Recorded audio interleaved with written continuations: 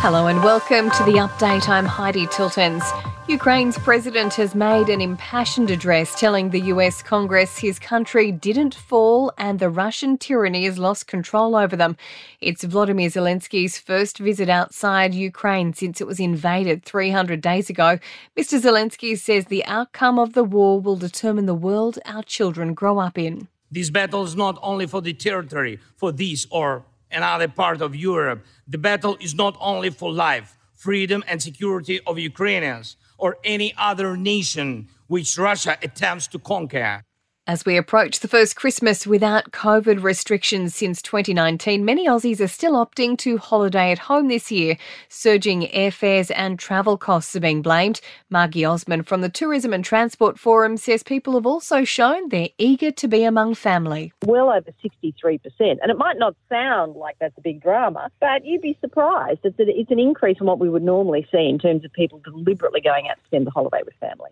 Another 8 spectators have been banned from football matches after a violent pitch invasion at an A-League match in Melbourne. Football Australia says the bans range from 5 to 20 years, with the offenders also facing a number of charges. An alleged drug kingpin will spend Christmas behind bars after facing a Melbourne court. Zeyshe Lop was extradited from the Netherlands, accused of trafficking $4.4 million worth of methamphetamines between Melbourne and Sydney. And 100 former Twitter employees are taking legal action against the social media giant after they were sacked in mass layoffs. It's amid claims Twitter bosses unfairly laid off more women than men, terminated employees who were actively on medical or parental leave, and reneged on its promise of severance pay.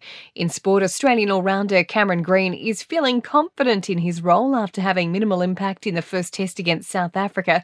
The 23-year-old bowled 3 overs and faced 21 balls at the Gabba, but says he isn't fazed. Kind of being the all-rounder, you're kind of like the guy to kind of help out if the team needs. Yeah, at the moment it feels like I'm not really needed in a way, but that's obviously a sign of how well we're playing. So, yeah, no, it's a good thing. The Australian men's team will train at the MCG tomorrow after flying into Melbourne ahead of the Boxing Day test. The Tour de France will start in Italy for the first time ever in 2024. The race will also finish in Nice, outside of Paris for the first time due to the Olympics. And Red Bull will bring its 2011 Formula One winning car to Mount Panorama in February for exhibition laps during the Bathurst 12 Hour.